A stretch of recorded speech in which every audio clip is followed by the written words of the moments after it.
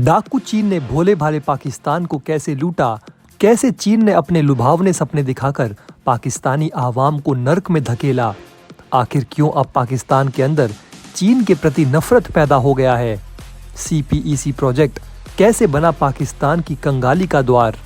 श्रीलंका के बाद पाकिस्तान को क्यों बचा रहे हैं PM मोदी। दोस्तों, चीन ने पाकिस्तान को कैसे ऊंचे ऊंचे सपने दिखाकर बर्बाद किया, आइए समझते हैं स्टेप बाय स्टेप। चीन की बर्बादी की पूरी कहानी शुरू होती है उसके ग्वादर पोर्ट से। किसी जमाने में इसे पाकिस्तान का कोहिनूर हीरा कहा जाता था, लेकिन साल 2000 के दशक की शुरुआत में इस पोर्ट पर चीन की गंदी नज़र पड़ी थी। चीन इसे पाने के लिए बेताब रहता था, लेकिन उस वक्त पाकिस्तान में अमेरिका का वर्चस्व ज़्यादा था। ऐसे में चीन चाहकर भी कुछ नहीं कर पा रहा था। लेकिन तभी चीन में एक ऐसा नेता आया जो दूसरों की जमीन निगलने के लिए मशहूर था।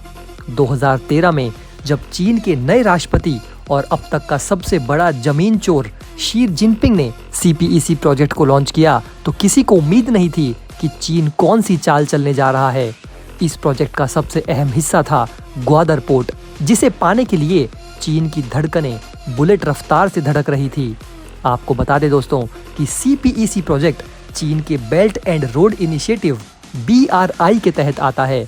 पाकिस्तान ने ग्वादर पोर्ट को 8 सितंबर 1958 को बड़े ही अरमानों के साथ ओमान से 5.5 अरब रुपए की कीमत में खरीदा था। जो ग्वादर पाकिस्तान को मालामाल कर सकता था, अब वही अपनी बेबसी पर रो रहा है। चीन की एक खासियत रही है, वो जब भी किसी देश को लूटने आता है तो सबसे पहले वो वहाँ की मीडिया को खरीदता है।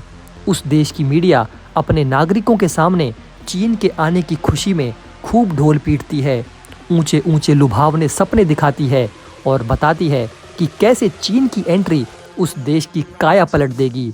ठीक उसी तरह सोचा गया था कि ग्वादर में चीन की एंट्री पाकिस्तान की काया पलट देगी। साल 2050 तक ग्वादर आबादी 20 लाख तक करने की योजना बनाई गई थी। पाकिस्तान के प्रांत बलूचिस्तान में स्थित ग्वादर की आबादी वर्तमान में करीब 85,000 है। मास्टर प्लान के मुताबिक ग्वादर की GDP को साल 2050 तक 30 अरब डॉलर तक करने की थी और मीडिया ने पाकिस्तानी आवाम को बताया कि दुबई जैसे शहर भी ग्वादर के सामने बौने लगेंगे। बताया गया कि ग्वादर न सिर्फ पाकिस्तान बल्कि पूरे दक्षिण एशिया क्षेत्र का एक आर्थिक क्षेत्र बन जाएगा। मीडिया के झांसे में आकर फरवरी 2020 में पाकिस्तानी लोग ग्वादर को बेहद सुरक्षित स्थान मानते थे और इसकी तुलना सिंगापुर और दुबई जैसे बड़े शहरों से की जा रही थी। पाकिस्तानी आवाम चीन के आगमन में जोर जोर से घंटी बजा रही थी, लेकिन ठीक 3 साल के बाद ये सपना चकनाचूर हो चुका है और घंटी बजना बंद हो गया। आज 3 साल के बाद ग्वादर के सपने वहीं के वहीं अटके हैं। इन इलाकों में आते ही चीन अपनी अराजकता फैलाने लगा। चीन के खिलाफ लोग धीरे धीरे भड़कने लगे। अब इस क्षेत्र में बड़े पैमाने पर प्रदर्शन हो रहे हैं। इन इलाकों में पाकिस्तानी सेना जाने से भी डरती है। बलूचिस्तान के विद्रोहियों ने ग्वादर को खूनी पोर्ट बना दिया। हाल ही में अब हार मानकर चीन अपना दूतावास कॉन्सुलेट बंद करके पाकिस्तान से भाग निकला है। ग्वादर अरब सागर पर वो बंदरगाह है जहां पर काफ़ी गहराई तक पानी और संसाधन मौजूद हैं। इन सभी संसाधनों को चीन एक बार में ही हड़प लेना चाहता था, जिसके बाद लोगों का गुस्सा 7वें आसमान पर पहुंचा और विस्फोट करने लगा है। जो जगह कभी दुबई के तौर पर बढ़ने वाली थी, वहां पर अब अफरा तफरी मची है। यहाँ के नागरिकों की माने तो अब दुबई भूल जाइए, वहाँ दूध भी नहीं मिल रहा, उन्हें खाने के लिए आटा नहीं मिल रहा, पीने का साफ पानी भी नहीं मिल रहा और साथ ही दूसरी सुविधाएं भी उनके पास नहीं हैं। वहाँ के लोगों को पाकिस्तानी सेना ने कैद कर रखा है। आर्थिक विकास का केंद्र होने के बाद भी ग्वादर अपने लोगों की तकदीर बदलने में कामयाब नहीं हुआ। पूरी दुनिया में लुटेरा के नाम से मशहूर चीन कभी भी वहाँ के लोगों का विश्वास नहीं जीत पाया, बल्कि अपने अनसस्टेनेबल विकास परियोजनाओं की वजह से स्थानीय लोगों में चीन और ग्वादर दोनों के प्रति नाराजगी पैदा होने लगी।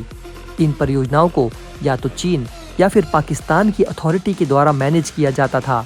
इस पर बलूचिस्तान के लोगों का कोई हक नहीं था। ग्वादर के लोगों को मजदूर की तरह ट्रीट किया जाता था। आपको बता दें दोस्तों कि चीन ने साल 2013 में 40 साल के लिए ग्वादर को लीज पर लिया था। कुल मिलाकर CPEC प्रोजेक्ट में तकरीबन $65 बिलियन इन्वेस्ट किए गए थे। कहा गया कि ये जगह देश की गरीबी को दूर करेगी और विदेशी निवेश को आकर्षित करेगी, लेकिन अब ऐसा कुछ होता नजर नहीं आ रहा है। स्थानीय लोगों की शिकायत है कि अब उन्हें नज़रअंदाज किया जा रहा है। साथ ही जो वादे उनसे किए गए थे वो भी पूरे नहीं किए गए हैं। एक रिपोर्ट के मुताबिक ग्वादर की वजह से पाकिस्तान को हर महीने अरबों डॉलर की कमाई हो सकती है, लेकिन उसने इसे कभी ठीक से प्रयोग ही नहीं किया। मगर अब इसे पाकिस्तान का बैड लक कहें या ग्वादर की बेबसी, अनमोल खजाने वाली ये जगह बस मिट्टी बनकर रह गई है। अब CPEC प्रोजेक्ट अटक गया है। पाकिस्तान को कर्ज की दलदल में फंसाकर चीन भाग गया है। पाकिस्तान और चीन की कभी न टूटने वाली दोस्ती भी अब संकट में आ गई है। IMF के मुताबिक पाकिस्तान को चीन को 30 अरब डॉलर कर्ज चुकाना है, जबकि उस पर कुल कर्ज 126 अरब डॉलर का है। उस पर वर्ल्ड बैंक और एशियन डेवलपमेंट बैंक का भी कर्ज है। ठीक पाकिस्तान की तरह चीन ने श्रीलंका को भी चूस कर बर्बाद कर दिया था, जिसे बाद में भारत ने कर्ज की जाल से बाहर निकाला है। पाकिस्तान की इस दयनीय हालत को देखकर PM मोदी G20 की अध्यक्षता के दौरान पाकिस्तान जैसे गरीब देशों के लोन रीस्ट्रक्चरिंग पर भी विचार करने वाले हैं, ताकि इन सभी गरीब देशों को चीन के जंजाल से बाहर निकाला जा सके। ऐसे में सबके मन में यही सवाल है कि चीन अपने आप पाकिस्तान को दिया कर्ज माफ क्यों नहीं कर देता। तो दोस्तों, चीन अपने आप ना तो 1 इंच जमीन और ना ही 1 रुपए का कर्ज माफ करने के लिए तैयार है।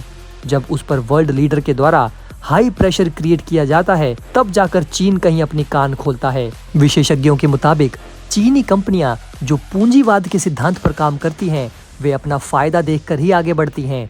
उन्हें ये मतलब नहीं रहता कि उनके प्रोजेक्ट से कितने लोग मरेंगे या बर्बाद होंगे।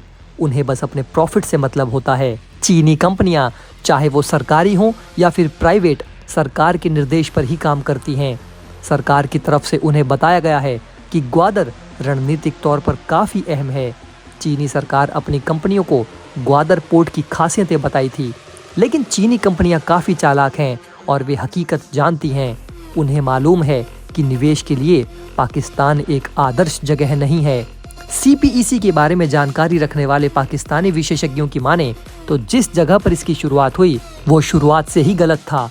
यहाँ इंडस्ट्रीज काफ़ी कम हैं और जो है भी वो टेक्नोलॉजी के लिहाज से काफ़ी पीछे हैं।